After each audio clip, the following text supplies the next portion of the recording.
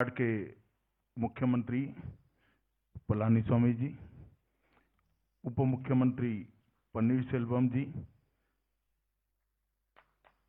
विधानसभा के अध्यक्ष महोदय, इंडस्ट्री मिनिस्टर संपत जी, चीफ सेक्रेटरी, मंच पर बैठे हुए डिपार्टमेंट के सेक्रेटरीज और आज इस कार्यक्रम में आए हुए भारतीय जनता पार्टी के प्रदेश अध्यक्ष महोदय, हमारे तमिलनाडु के प्रभारी सीटी रवि रेड्डी जी, सारे मंत्रीगण, विधायकगण, सांसदगण, भाइयों और बहनों, आप सभी को मेरा नमस्कार वणक्कम।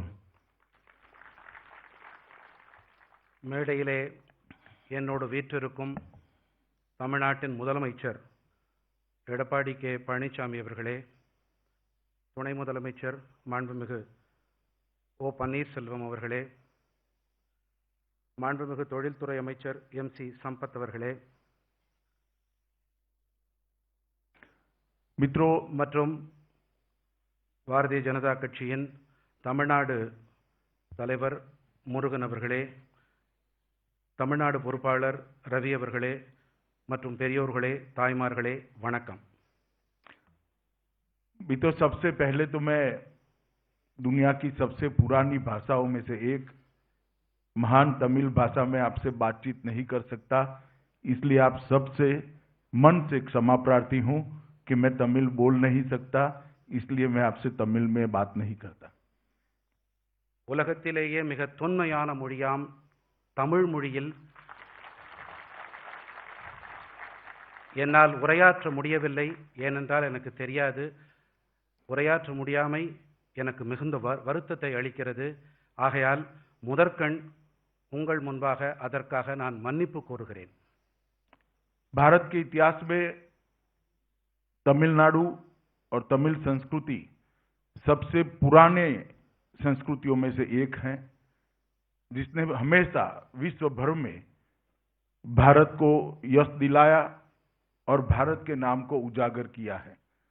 चाहे सांस्कृतिक क्षेत्र हो, चाहे तत्वज्ञान हो, चाहे विज्ञान हो, चाहे कला हो, चाहे शिल्प शास्त्र हो, चाहे स्वतंत्रता का आंदोलन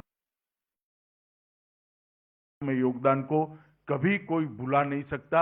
ये महान तमिल जनता को मैं बार बार प्रणाम कर कर मेरी बात की शुरुआत करना चाहता हूं। தமிழ்நாட்டின் பாரம்பரியம், கலாச்சாரம் அனைத்துமே மிகவும் தொன்மையானவை। உலக கலாச்சாரத்திற்கும் உலக விழுமியங்களுக்கும் தமிழ்நாட்டின் கலாச்சாரம், தத்துவங்கள், அறிவியல், கலை, சுதந்திர போராட்டத்திற்கும் தமிழர்களின் பங்களிப்பு மிக மகத்தானது। இதை யாராலும் மறக்க முடியாது, அதற்கு நான் தலை வணங்குகிறேன்। मित्रों, आज यहां आकर तमिलनाडु के अनेक विध डेवलपमेंटल प्रोजेक्ट का भूमि पूजन और लोकार्पण का कार्यक्रम मुख्यमंत्री और उप मुख्यमंत्री के साथ में हुआ है। महान एमजीआर और लोकनेत्री जयललिता जी के नेतृत्व में तमिलनाडु ने जिस तरह से विकास किया था, मुझे भरोसा है कि पलानीस्वामी जी के नेतृत्व में तमिलनाडु इसी रास्ते पर आगे बढ़कर देश का सबसे अच्छा राज्य बन सकता है। தமிழ்நாடு மாண்புமிகு தமிழ்நாடு முதலமைச்சர் மற்றும் துணை முதலமைச்சர் தலைமையில் மிகுந்த முன்னேற்றம் கண்டு வருகிறது। மறைந்த முன்னாள் முதலமைச்சர் புரட்சித் தலைவி அம்மா அவர்களுடைய வழிகாட்டுதலின்படி தற்போதைய முதலமைச்சர் ஐயா அவர்களுடைய வழிகாட்டுதலில் இந்த ஆட்சி தொடரும், அதே போல சிறப்பாகவே இருக்கும் என்று எனக்கு நம்பிக்கை இருக்கிறது। लगभग 70,000 करोड़ रुपए का 70,000 करोड़ रुपीस के अलग अलग प्रोजेक्ट्स का आज या तो लोकार्पण हुआ है या तो भूमि पूजन हुआ है और तमिलनाडु के चहुमुखी विकास के अंदर एक गति देने का काम इस छोटे से हॉल के कार्यक्रम के माध्यम से हुआ है। 1000 கோடி ரூபாய்களுக்கான அடிக்கல் நாட்டு விழா அல்லது திட்டங்கள் நிறைவு விழா இன்று நடைபெற்றிருக்கிறது. मित्रों, अभी अभी पूरा देश और दुनिया कोविड-19 के प्रकोप से लड़ाई कर रहा है। पूरे देश ने नरेंद्र मोदी जी के नेतृत्व में सफलतापूर्वक ये महामारी का सामना किया है और आंकड़ों को देखें तो पूरी दुनिया में भारत विकसित देशों से भी बहुत अच्छे तरीके से कोविड-19 का सामना कर पाया है। इसका मुख्य कारण है दुनिया भर के अंदर कोविड-19 के खिलाफ सरकारें लड़ती थी, सरकारी मशीनरी लड़ती थी। यहां पर केंद्र सरकार लड़ती थी, राज्य सरकार लड़ती थी और सबसे बड़ी बात 130 करोड़ की जनता मोदी जी के नेतृत्व में कोविड-19 के साथ सामने एकजुट होकर लड़ती थी। मोदी जी के करिश्माई नेतृत्व ने कोविड-19 के खिलाफ लड़ाई को एक नए आयाम दिए और परिणाम लक्षी लड़ाई लड़कर आज हम बहुत अच्छी स्थिति में है। இன்று உலகம் முழுவதும் கோவிட்-19 என்ற பெருந்தொற்றோடு பெரும் போரை நிகழ்த்தி கொண்டு வருகின்றது. இந்திய நாடானது பிரதம மந்திரி மோடி அவர்களின் தலைமையின் கீழ் மிகுந்த வெற்றிகரமாக, அதுவும் வளர்ந்த நாடுகளுக்கு இணையாக அவர்களை விடவும் சிறப்பாக மோடி அவர்களின் தலைமையின் கீழ் நாம் செயல்பட்டு கொண்டிருக்கிறோம். உலக அரசுகள் போராடி கொண்டிருக்கின்றன. இந்தியாவில் இந்திய அரசு, மாநில அரசுகள் மட்டும் போராடவில்லை. 130 கோடி நாட்டு மக்களும் அரசுகளோடு இணைந்து போராடி கொண்டிருக்கிறார்கள் மோடி அவர்களின் பிரகாசமான அற்புதமான தலைமையின் கீழ். और मैं आज तमिलनाडु सरकार और उसके मुख्यमंत्री पलानीस्वामी और ओ पनीरसेल्वम उप मुख्यमंत्री को हृदय से बधाई देना चाहता हूं कि तमिलनाडु उन स्टेटों में से है जहां सबसे अच्छी कोविड के खिलाफ लड़ाई सरकारों ने लड़ी है. தமிழ்நாட்டின் முதலமைச்சர், துணை முதலமைச்சர் இருவருக்கும் என் மனமார்ந்த பாராட்டுக்களை தெரிவித்துக் கொள்கிறேன். அவர்கள் இந்த கோவிட்-19 பெருந்தொற்றுக்கு எதிராக மிகுந்த வெற்றிகரமான ஒரு போராட்டத்தை நிகழ்த்தி கொண்டிருக்கின்றார்கள். पूरे देश भर में सबसे ज्यादा रिकवरी रेशियो 97% कोई एक राज्य में है तो अपने तमिलनाडु राज्य के अंदर उसकी प्राप्ति हुई है. நாடு முழுவதிலும் இருக்கும் மீட்சி வீதம், ரெக்கவரி ரேட்டை விட தமிழ்நாட்டின் மீட்சி வீதமான ரெக்கவரி ரேட் மிகவும் சிறப்பானதாக இருக்கிறது. இது பாராட்டுக்குரியது. मैं भी जब सभी मुख्यमंत्रियों से बातचीत होती थी, मोदी जी के साथ उपस्थित होता था. मेरे डिपार्टमेंट का ही नोडल एजेंसी का काम था. जितने दिशा निर्देश भारत सरकार ने दिए सभी का अक्षरशः साइंटिफिक पालन तमिलनाडु सरकार ने फुल स्टॉप कॉमा के साथ किया है. என்னுடைய துறையானது அனைத்துக்கும் ஒருங்கிணைக்கக்கூடிய நோடல் ஏஜென்சியாக செயல்பட்டு கொண்டிருக்கிறது. குறிப்பாக இந்த கோவிட்-19 பெருந்தொற்று விஷயத்தில் பல மாநில முதல்வர்கள், அவர்களுடைய அதிகாரிகள் இவர்களோடு பேசும் பொழுது தமிழ்நாட்டைச் சேர்ந்த பிரதிநிதிகள் அறிவியல் பூர்வமாக மிகச் சிறப்பாக தரவுகளை அளிப்பதோடு மட்டுமல்லாமல் அவர்கள் அதை கையாண்டும் வருகிறார்கள். பாராட்டுக்குரியது. और देश भर में कोविड महामारी के समय में सगर्भा माताओं, प्रेग्नेंट वुमेन का ख्याल और नवजात शिशु, नए जन्मे हुए बच्चों का ख्याल जितना तमिलनाडु सरकार ने बारीकी से रखा है, कोई और सरकार इतना नहीं कर पाई. நாடு முழுவதிலும் குறிப்பாக இந்த காலகட்டத்திலே கர்ப்பிணி பெண்கள் மற்றும் புதிதாக பிறந்த சிசுக்களின் பராமரிப்பு தமிழ்நாட்டை போல எந்த ஒரு மாநிலத்திலும் இப்படிப்பட்ட பராமரிப்பு அளிக்கப்படவில்லை. मित्रों, सिर्फ कोविड की बात नहीं है. मोदी जी के आने के बाद विगत 6 साल से अंदर देश के अंदर एक स्वस्थ स्पर्धा की शुरुआत की है।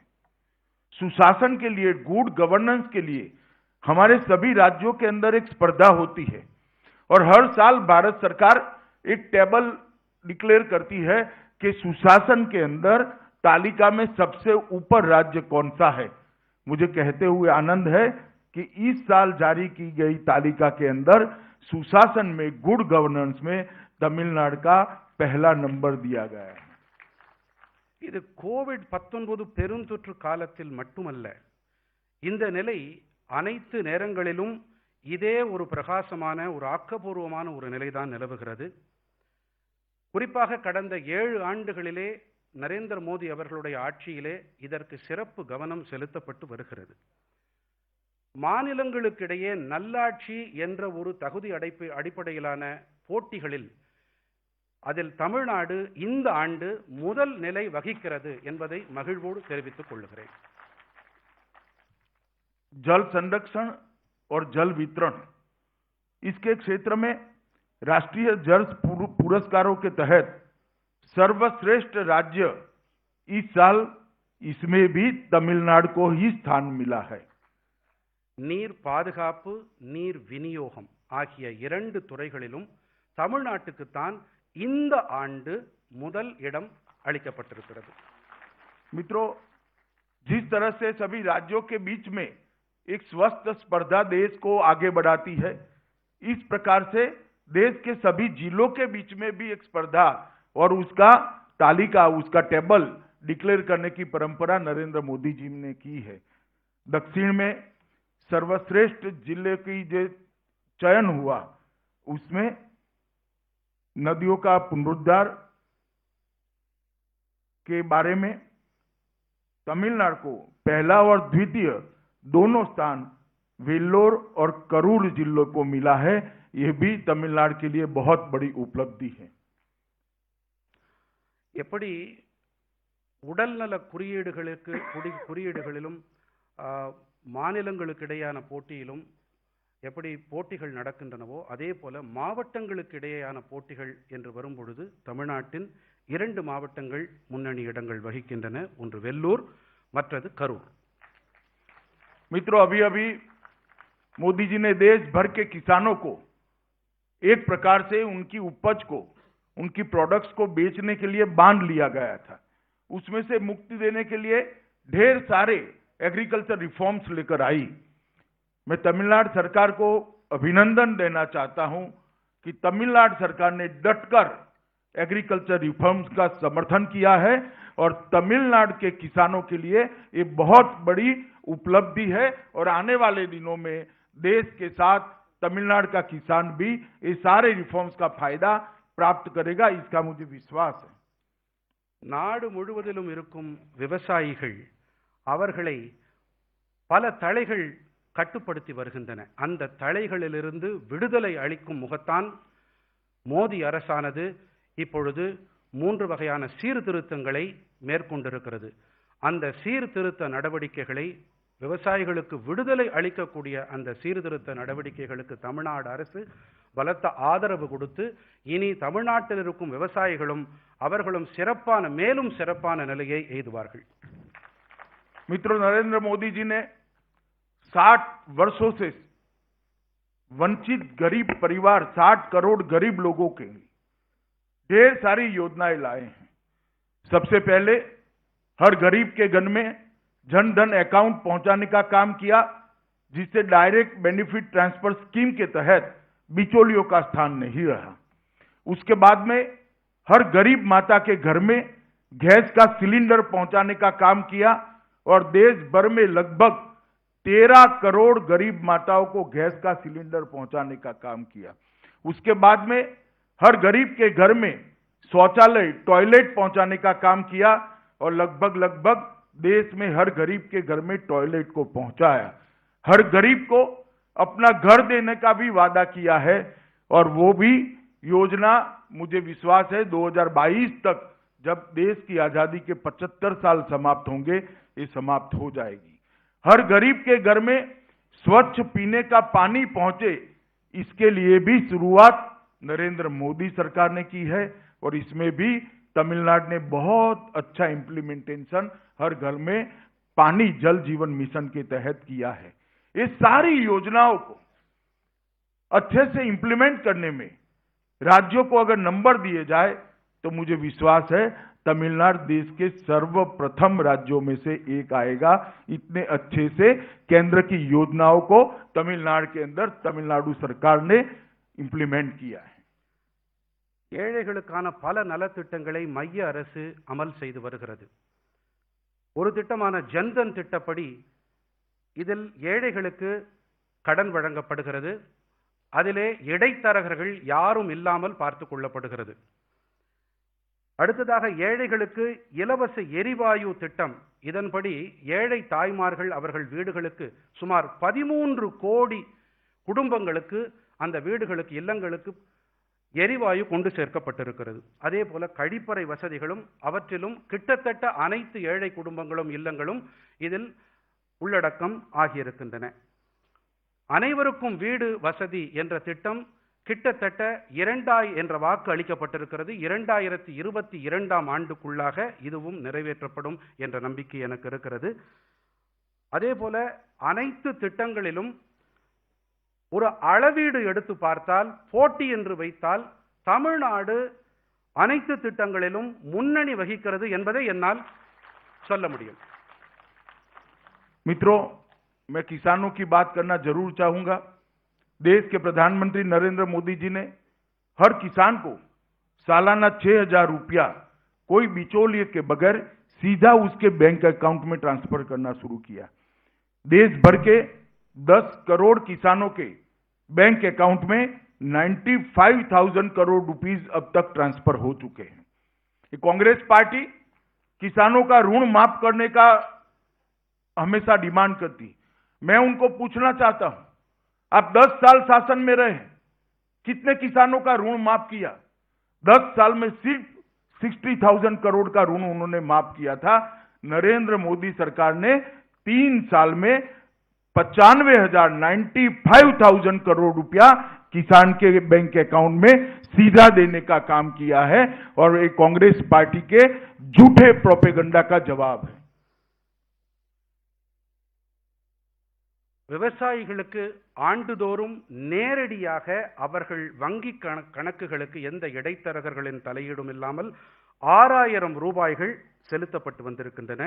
இதுவரை நேரடி பரிவர்த்தனையான டிபிடி வழியாக 95,000 கோடி ரூபாய்கள் கொண்டு சேர்க்கப்பட்டிருக்கின்றன. காங்கிரஸ் ஆட்சியில் 10 ஆண்டு கால ஆட்சியில் அவர்கள் என்ன செய்தார்கள் என்ற வினாவை நான் எழுப்புகிறேன். இதுவரை 95,000 கோடி ரூபாய்கள் இந்த அரசு இதுவரை அவர்கள் வங்கி கணக்குகளில் நேரடி பண பரிவர்த்தனை வாயிலாக கொண்டு சேர்த்திருக்கிறது. मित्रों, तमिलनाडु के किसानों को भी 45 लाख किसानों को 4,400 करोड़ रुपया सीधा उनके बैंक अकाउंट में ट्रांसफर कर दिया गया है. தமிழ்நாட்டில் 45 லட்சம் விவசாயிகளுக்கு 4,400 கோடி ரூபாய்கள் இதுவரை அவர்கள் வங்கி கணக்குகளுக்கு நேரடியாக கொண்டு சேர்க்கப்பட்டிருக்கின்றது. मित्रों, ग्रामीण सहकारी बैंक और आरआरबी के माध्यम से 30,000 करोड़ रुपीस किसानों को अलग से दिया गया है. लगभग नाबार्ड के द्वारा 90,000 करोड़ रुपया इंफ्रास्ट्रक्चर के लिए, एग्रीकल्चर इंफ्रास्ट्रक्चर के लिए अलग से दिया जाएगा. एग्रीकल्चर इंफ्रा फंड की स्थापना इसके लिए की है. माइक्रो फूड एंटरप्राइजेस की और पशु रोग नियंत्रण कार्यक्रम के लिए भी अलग संस्थाएं बनाई गई हैं. நண்பர்களே, விவசாயிகளுக்கு 30,000 கோடி ரூபாய் கட்டமைப்புக்காக நாபார்டு மூலமாகவும் ஊரக வங்கிகள் வாயிலாகவும் அளிக்கப்பட்டிருக்கின்றன. இவை தவிர நுண் உணவு அமைப்புகளுக்கும் ஆதரவு அளிக்கப்பட்டு வருகின்றது. Micro food enterprises. मित्रों, ब्रू रेवोल्यूशन की भी मैं जरूर बात करना चाहूंगा क्योंकि बहुत बड़ा पोटेंशियल तमिलनाडु राज्य के लिए यहां पर पड़ा हुआ है. भारत सरकार ने अलग मत्स्य पालन विभाग शुरू किया है और उसके तहत 20,000 करोड़ की लागत से एक ब्लू रेवोल्यूशन फंड की स्थापना की है। तमिलनाडु देश में मछली उत्पादन में चौथे नंबर पर है और लगभग 4,341 करोड़ रुपए का एक्सपोर्ट भी होता है और 88,000 मैट्रिक टन मछली का उत्पादन होता है। अगर ब्लू रेवोल्यूशन फंड का ढंग से उपयोग तमिलनाडु सरकार करती है तो मुझे भरोसा है कि ब्लू रेवोल्यूशन में भी तमिलनाडु देश का नंबर 1 राज्य बन सकता है। इसमें और किसी को संशय नहीं होना चाहिए। நீல புரட்சி என்று சொல்லப்படக்கூடிய ப்ளூ ரெவல்யூஷன் இதில் தமிழ்நாட்டிலே பெரும் சாத்தியக்கூறுகள் நிலவுகின்றன. தற்போது தமிழ்நாடு 4ஆம் இடத்தில் இருக்கிறது. கிட்டத்தட்ட 82,000 மெட்ரிக் டன் அளவு ஏற்றுமதி செய்யப்படுகின்றது. பெரும் சாத்தியக்கூறுகள் இருக்கின்றன. அது கூடிய விரைவிலே அவையும் தமிழ்நாடு முன்னணி மாநிலமாக மாறக்கூடிய வாய்ப்பும் இருக்கிறது. मैं जल आपूर्ति की भी एक बात जरूर करना चाहता हूं, क्योंकि तमिलनाडु के विशेषकर गरीब लोगों के लिए बहुत महत्वपूर्ण बात है। तमिलनाडु के 1.42 करोड़ ग्रामीण परिवार जो गांवों के अंदर रहते हैं, उनमें से सिर्फ 15% ग्रामीण परिवारों के पास ही अपने घर में पीने के पानी का कनेक्शन था। अब मोदी जी एक नई योजना लेकर आए हैं और वो योजना के तहत 2024 तक हर घर में पीने के पानी का कनेक्शन देना है। और मैं तमिलनाडु सरकार को अभिनंदन करना चाहता हूं कि 1,20,00,000 परिवारों को 2024 तक 100% पीने का पानी घर में पहुंचाने की योजना उन्होंने बनाई है और उसमें से 9 लाख लोगों को, 9 लाख परिवारों को पीने का पानी घर में पहुंचाने का काम समाप्त भी कोविड होने के बावजूद कर चुके हैं। ये देश भर में बहुत अच्छा इम्प्लीमेंटेशन तमिलनाडु ने इस योजना का करा है। मुझे भरोसा है कि आने वाले दिनों में एक भी घर ऐसा नहीं होगा कि जहां पर शुद्ध पीने का पानी नल के द्वारा नहीं आता होगा। தமிழ்நாட்டில் சுமார் 15% ஏழை மக்களுடைய வீட்டிலே சுத்தமான குடிநீருக்கான சாத்தியக்கூறு இல்லாத நிலை இருக்கிறது. 2024ஆம் ஆண்டுக்குள்ளாக மோடி அரசுடைய உறுதிப்பாடு என்னவென்றால், நாட்டில் இருக்கும் அனைத்து ஏழை குடிசைகளாகட்டும் இல்லங்களாகட்டும் அங்கு சுத்தமான குடிநீர் கொண்டு சேர்க்கப்படும் என்பதுதான். அதிலே தமிழ்நாடு இதிலும் முன்னணி வகித்துக் கொண்டிருக்கிறது. मित्रों, यहां पर जो सरकार चल रही है वो सरकार मुख्यमंत्री जी और उप मुख्यमंत्री के नेतृत्व में चल रही है। मैं तमिलनाडु की जनता को बताना चाहता हूं कि भारत की केंद्र सरकार, नरेंद्र मोदी सरकार, एनडीए की सरकार चट्टान की तरह तमिलनाडु सरकार के साथ खड़ी है और तमिलनाडु के डेवलपमेंट के लिए कमिटेड है। இங்கே மாண்புமிகு முதலமைச்சர் மற்றும் மாண்புமிகு துணை முதலமைச்சர் தலைமையிலே மிகச் சிறப்பான ஆட்சி நடைபெற்று வருகிறது. நான் மோடி அரசுடைய அவர் சார்பாக பாறையை போல இந்த ஆட்சிக்கு, நல்லாட்சிக்கு, தமிழ்நாடு மக்களுக்கு உறுதுணையாக நாங்கள் இருப்போம் என்பதை இந்த நேரத்திலே நான் தெரிவித்துக் கொள்கிறேன். राज्य को डिफेंस इंडस्ट्रियल कॉरिडोर देने का काम भी भारतीय जनता पार्टी की नरेंद्र मोदी सरकार ने किया। देश में 2 ही जगह पर दिया है, इसमें से एक हमारे तमिलनाडु को दिया है। நாட்டிலே 2 இடங்களில் பாதுகாப்பு வளாகம், டிஃபென்ஸ் காரிடோர் அமைக்கப்பட்டிருக்கிறது. ஒன்று உத்தரப்பிரதேசத்தில், மற்றது தமிழ்நாட்டில். அது இந்த திட்டத்தையும் தமிழ்நாட்டிலே துவக்கியது மோடி அரசுதான்.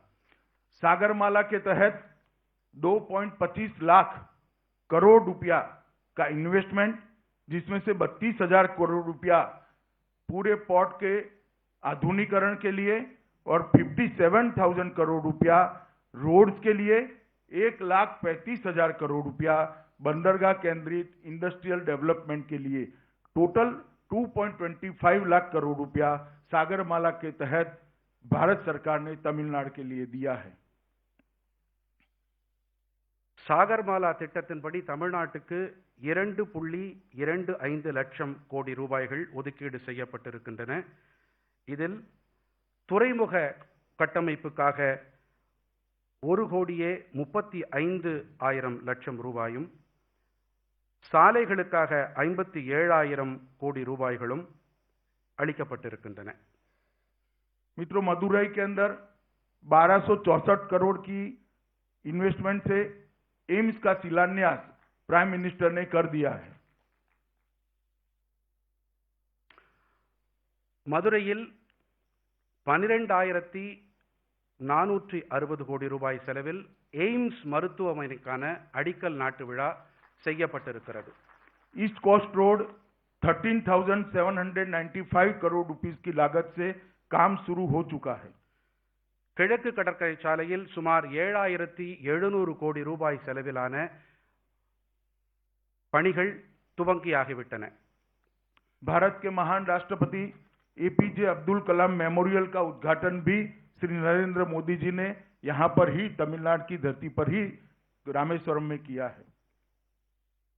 இந்தியாவின் மகத்தான குடியரசுத் தலைவரான டாக்டர் ஏபிஜே அப்துல் கலாம் அவர்களுடைய நினைவிடத்தையும் மோடி அரசு, மோடி அவர்கள் திருக்கரங்களால் இங்கே துவக்கியிருக்கிறது, அதனை ஆரம்பித்து வைத்திருக்கிறது. तेजस एक्सप्रेस देश के कुछ राज्यों में शुरू की गई, उसमें भी तमिलनाडु शुमार है. चेन्नई मदुरई रूट पर तेजस एक्सप्रेस चलेगी, जो मेक इन इंडिया का सबसे बड़ा उदाहरण है. தேஜஸ் எக்ஸ்பிரஸ் விரைவு வண்டி சில மாநிலங்களிலே தற்போது ஓடிக்கொண்டிருக்கிறது. அதில் ஒரு தடம் சென்னை மதுரை தடமானது, அது இப்போது இயங்கிக் கொண்டிருக்கிறது. मित्रों, मैं चाहूंगा कि इसका आप बहुत स्वागत करें. हमारे चेन्नई सेंट्रल रेलवे स्टेशन का नाम बदलकर महान एमजी रामचंद्रन के नाम पर करने का भी काम नरेंद्र मोदी जी ने किया है. இந்த தேஜஸ் எக்ஸ்பிரஸ் மேக் இன் இந்தியா திட்டத்தின்படி அதற்குட்பட்டு செயல்படுத்தப்பட்டு வருகிறது. அதே போல இன்னொரு விஷயம், சென்னை சென்ட்ரல் ரயில்வே நிலையத்தை டாக்டர் எம்ஜிஆர் அவர்கள் பெயரால் எம்ஜிஆர் ரயில்வே நிலையமாக மாற்றி அமைத்திருக்கிறது மோடி அரசு. मैं कई बार डीएमके के नेताओं को सुनता हूं तो तमिलनाडु के अन्याय की बात करते हैं. मैं आज यहां पर आया हूं तब कांग्रेस पार्टी और डीएमके नेताओं को पूछना चाहता हूं कि 10 साल आपकी केंद्र में सरकार थी और 10 साल तक आपने तमिलनाडु को क्या क्या दिया, इसका हिसाब किताब लेकर चेन्नई के किसी भी चौराहे पर आप खड़े हो जाइए, हम जवाब देने के लिए आपको तैयार है कि हमने ज्यादा मदद करी है तमिलनाडु को या केंद्र सरकार आपकी थी तब हुई. और हम बड़ी विनम्रता के साथ कहते हैं कि हमने जो तमिलनाडु को योजनाएं दी है, रुपया दिया है, ये कोई तमिलनाडु को हेल्प करने के लिए नहीं दिया है. ये तमिलनाडु का अधिकार है जो आज तक नहीं मिलता था. नरेंद्र मोदी जी ने वो अधिकार यहां तक पहुंचाने का काम किया है. திராவிட முன்னேற்ற கழக தலைவர்கள் அடிக்கடி தமிழ்நாட்டுக்கு மைய அரசு அநீதி இழைத்திருக்கிறது என்று கூறுவார்கள். நான் அவர்களிடம் இங்கே சென்னைக்கு வந்திருக்கிறேன், இங்கு அவர்களிடம் ஒரு கேள்வி கேட்க விரும்புகிறேன். 10 ஆண்டுகளிலே நீங்கள் மைய அரசிலே ஆட்சி வகித்தீர்கள், அங்கம் வகித்தீர்கள். நீங்கள் இதுவரை தமிழ்நாட்டுக்கு என்ன செய்திருக்கிறீர்கள் என்று பட்டியலிடுங்கள். எங்கள் தரப்பிலே மிகவும் பணிவோடு நான் நாற்சந்தியிலே நின்று கொண்டு நான் பட்டியல் கொடுக்க தயாராக இருக்கிறேன். நீங்கள் அதற்கு பதில் கொடுக்க தயாரா? मित्रों, मैं एक ही आंकड़ा देना चाहता हूं. जब केंद्र में अंतिम बार बजट पेश किया डॉक्टर मनमोहन सिंह की सरकार ने 2013-14 में 13-14 के बजट में तमिलनाडु के लिए 16,155 करोड़ रुपीस का प्रोविजन किया था. और हमने जो बजट अभी अंतिम दिया उसमें 16,000 से बढ़ाकर 16,000 से इंक्रीज कर 32,850 करोड़ रुपया तमिलनाडु के लिए दिया है और योजनाओं का पैसा अलग से है. ஒரே ஒரு புள்ளி விவரம் மட்டுமே இங்கு அளிக்க விரும்புகிறேன். 13-14 நிதியாண்டுக்கான வரவு செலவு திட்ட அறிக்கையிலே தமிழ்நாட்டுக்கு மன்மோகன் சிங் அரசானது 16,155 கோடி ரூபாய்களுக்கான ஒதுக்கீட்டை செய்தது. கடந்த பட்ஜெட்டிலே வரவு செலவு திட்ட அறிக்கையிலே இந்த அரசானது 32,850 கோடி ரூபாய்களுக்கான ஒதுக்கீடை செய்திருக்கிறது. திட்டங்களுக்கும் மற்ற விஷயங்களுக்கும் தனியாக ஸ்கீம்ஸ் அண்ட் ப்ராஜெக்ட்ஸ், அதற்காக திட்டங்களுக்கு தனியாக ஒதுக்கீடு நடக்கிறது. मित्रों, प्रधानमंत्री गरीब कल्याण योजना के तहत तमिलनाडु के लोगों को कोविड-19 के कालखंड के अंदर 4,300 करोड़ रुपीस सीधा उनके बैंक अकाउंट में सहायता के रूप में भारत सरकार ने प्रधानमंत्री मोदी जी ने भेजा है. இந்த கோவிட்-19 பெருந்தொற்று இதனை ஒட்டி நேரடி பண பரிவர்த்தனை வாயிலாக தமிழ்நாட்டு மக்களுக்கு கிட்டத்தட்ட 4,500 கோடி ரூபாய்கள் அவர்களுக்கு கொண்டு சேர்க்கப்பட்டிருக்கின்றன. मित्रों, लगभग 108 करोड़ किलो खाद्यान्न तमिलनाडु के गरीबों को विगत 4 महीने के अंदर प्रधानमंत्री जी की ओर से भेजा गया है. 108 करोड़ किलो. 108 கோடி கிலோ அளவிலான உணவு தானியங்கள் கடந்த 4 மாதங்களிலே தமிழ்நாட்டு மக்களுக்கு மோடி அரசால் கொண்டு சேர்க்கப்பட்டிருக்கின்றது. लगभग 3.33 करोड़ लाभार्थियों को 3.33 करोड़ किलोग्राम दाल का वितरण किया गया है. 3.36 கோடி அளவிலான பருப்பு வகைகள் இதே காலகட்டத்திலே விநியோகம் செய்யப்பட்டிருக்கின்றன ஏழை மக்களுக்கு. मित्रों, तमिलनाडु के अंदर 1.83 करोड़ महिला जनधन अकाउंट होल्डर को लगभग 917 करोड़ 917 करोड़ अप्रोक्सीमेटली 1,000 करोड़ रुपया सीधा इनके बैंक अकाउंट के अंदर ट्रांसफर करने का काम नरेंद्र मोदी सरकार ने किया है. தமிழ்நாட்டிலே 1.83 கோடி பெண் ஜன்தன் கணக்கு வைத்திருப்பவர்களுக்கு 917 கோடி ரூபாய்கள், சுமார் 1000 கோடி ரூபாய்கள் வரையிலான நேரடி பண பரிவர்த்தனை நடைபெற்றிருக்கிறது. मित्रों, उज्ज्वला योजना के तहत लगभग 52.76 लाख फ्री गैस सिलेंडर गरीब महिलाओं को देने का काम नरेंद्र मोदी सरकार ने किया है. உஜ்வலா திட்டத்தின்படி 52.76 லட்சம் ஏழை தாய்மார்களின் வீடுகளுக்கு இலவச எரிவாயு சிலிண்டர் கொண்டு சேர்க்கப்பட்டிருக்கின்றது. मित्रों, ढेर सारी सूची है. मैं चाहूंगा कि मुख्यमंत्री जी कोई और कार्यक्रम में आप लोगों के सामने रखेंगे. मैं सब चीजें बता नहीं सकता, परंतु मैं इतना ही बताना आया हूं कि चाहे कोई भी कुदरती आपदा हो, चाहे इंडस्ट्रियल डेवलपमेंट करना हो, इंफ्रास्ट्रक्चर डेवलपमेंट करना हो, या तमिलनाडु के गरीबों को आगे ले जाना हो, नरेंद्र मोदी सरकार, एनडीए सरकार, पलानीस्वामी सरकार के साथ मजबूती के साथ खड़ी है और हर मौके पर तमिलनाडु के भाइयों के साथ कंधे से कंधा मिलाकर आगे बढ़ने को तैयार है. தமிழ்நாட்டின் தொழில்துறை வளர்ச்சியாகட்டும், கட்டமைப்பு உள்கட்டமைப்பு மேம்பாடாகட்டும், ஏழைகள் நலனாகட்டும், என்டிஏ அரசு, மோடி அரசு, மாண்புமிகு பழனிசாமி அவர்களுடைய அரசு உங்களோடு, ஏழைகளோடு, தமிழ்நாட்டு மக்களோடு தோளோடு தோள் நின்று உங்களுக்கு உறுதுணையாக இருப்போம் என்பதை இந்த நேரத்திலே நான் உறுதிபட கூறுகிறேன். मित्रों, बहुत समय के बाद मैं चेन्नई आया हूं. थोड़ी राजनीतिक बात भी करना चाहता हूं. மிகுந்த காலத்திற்கு பிறகு நான் சென்னை வந்திருக்கிறேன். ஆகையால் நான் அரசியல் பற்றியும் பேச விரும்புகிறேன்.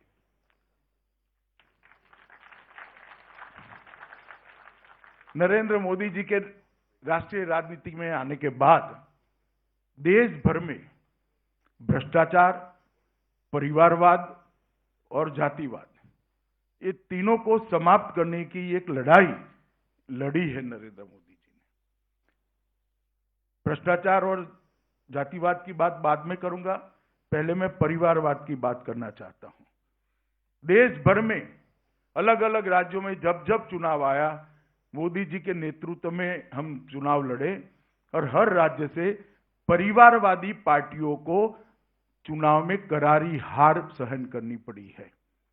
अब तमिलनाडु की बारी है, यहां पर भी एक परिवारवादी पार्टी चलती है जो डेमोक्रेटिक वैल्यूज पर नहीं चलती, परिवार को ही आगे बढ़ाकर अपनी राजनीति करती है। मुझे पूरा भरोसा है कि यहां पर आने वाले चुनाव में जब चुनाव होगा तब परिवारवादी शक्तियां समाप्त हो जाएगी और लोकतांत्रिक शक्तियां, डेमोक्रेटिक शक्तियां आगे बढ़ेगी। தமிழ்நாட்டிற்கு நான் வந்திருக்கும் இந்த வேளையிலே ஒரு விஷயத்தை நினைவுகூர விரும்புகிறேன். நரேந்திர மோடி அவர்கள் அரசியல் களத்திலே வந்த பிறகு 3 வாதங்களுக்கு எதிராக அவர் போர்க்கொடி உயர்த்தினார். அதில் அவர் வெற்றியும் கண்டு வருகிறார். ஒன்று ஊழல்வாதம், அடுத்ததாக பரம்பரைவாதம், குடும்ப அரசியல், அதற்கு அடுத்தபடியாக சாதிய அரசியல். இதிலே முதலாவதாக நான் பரம்பரை அரசியல் என்ற குடும்ப அரசியலை பற்றி பேச விரும்புகிறேன். குடும்ப அரசியல் நடத்தி வரும் இங்கே சில கட்சிகள் அவர்களை போன்ற குடும்ப அரசியலை நாடு முழுவதும் நடத்தி கொண்டிருக்கும் தேசிய மாநில கட்சிகளுக்கு மக்கள் சரியான பாடத்தை புகட்டி கொண்டிருக்கின்றார்கள். அதே பாடம் தமிழ்நாட்டிலும் புகட்டப்படும் என்பது என் உறுதியான நம்பிக்கை.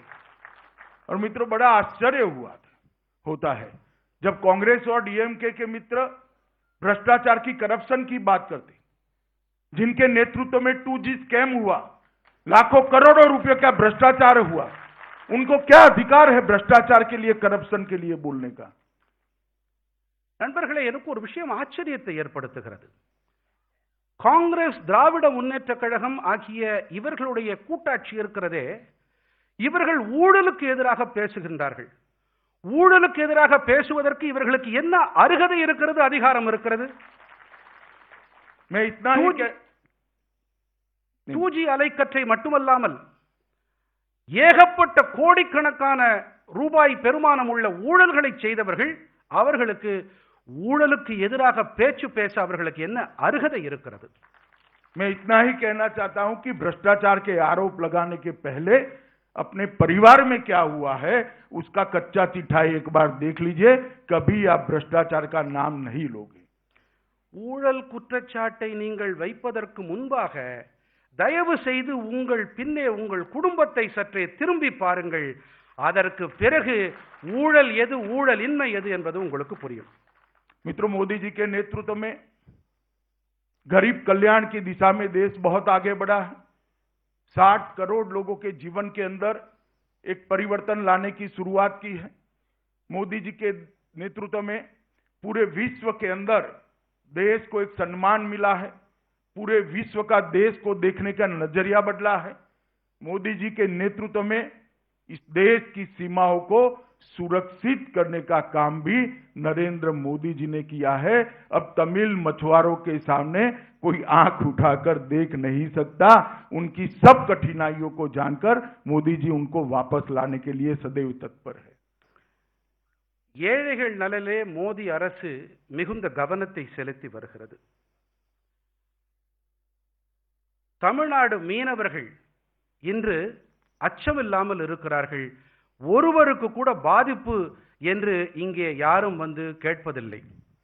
அதே போல உலக நாடுகள் இந்தியாவை பார்க்கும் கண்ணோட்டத்தையே மோடி அவர்கள் மாற்றி அமைத்திருக்கிறார். और मोदी जी जब श्रीलंका गए तब भी जाफना को नहीं भूले. वहां तमिल बस्तियों में जाकर अपने भाइयों बहनों को मिले और उनको आवास देने का, निर्माण का प्रोजेक्ट का शिलान्यास किया. लगभग 50,000 से ज्यादा तमिल परिवारों को लंका के अंदर आवास मिलने हैं और क्षतिग्रस्त मंदिरों को भी पुनर्निर्माण का काम शुरू होना है. யாழ்ப்பாணம் சென்ற மோடி அவர்கள் அங்கே கூட வீடு இழந்த சுமார் 50 லட்சம் தமிழர்களுக்கு வீடுகளை கட்டி கொடுக்கும் ஏற்பாடுகளை செய்திருக்கிறார். அவர்களுக்கு அங்கு பாதுகாப்பு யாழ்ப்பாண தமிழ் சகோதர சகோதரிகளுக்கு அங்கே இல்லங்கள் இருக்கின்றன. அதே போல உலகம் மோடி அவர்கள் காரணமாக உலகத்திலே இந்திய நாட்டுக்கு ஒரு நன்மதிப்பு ஏற்பட்டிருப்பதோடு நமக்கு பாதுகாப்பும் இப்பொழுது நல்ல பாதுகாப்பும் கிடைக்கிறது. और मित्रों, मोदी जी के नेतृत्व में हमारे सुरक्षा बलों का हौसला भी मजबूत है। मैं परसों की ही बात करना चाहता हूं। पड़ोस के देश से भेजे गए 4 आतंकवादी बहुत बड़ी घटना को अंजाम देना चाहते थे। उनको पकड़ लिया गया, रास्ते में रोका गया और चारों के चारों बहुत बड़े असले के साथ, बहुत हथियारों के साथ एनकाउंटर में मारे गए। मोदी जी के नेतृत्व में सुरक्षा बलों का जो हौसला मजबूत हुआ है, मैं आज उन सभी सुरक्षा बलों के जवानों का अभिनंदन करना चाहता हूं जिन्होंने अपनी जान की बाजी लगाकर देश को सुरक्षित किया है। और मुझे भरोसा है कि मोदी जी के नेतृत्व में देश की सीमाएं सुरक्षित रहेगी, देश विकास के रास्ते पर आगे भी बढ़ेगा और दुनिया भर में भारत का नाम और सम्मान दोनों आसमान के छूते हुए नजर आएंगे। मैं आज यहां से तमिलनाडु की जनता को अनंत अनंत शुभकामनाएं आज जो प्रोजेक्ट्स हुए हैं इसके लिए देना चाहता हूं। मुख्यमंत्री जी, उप मुख्यमंत्री जी, इनके साथी मंत्री सभी को भी हृदय से बहुत बहुत शुभकामनाएं देकर मेरी बात को समाप्त करना चाहता हूं। भारत माता की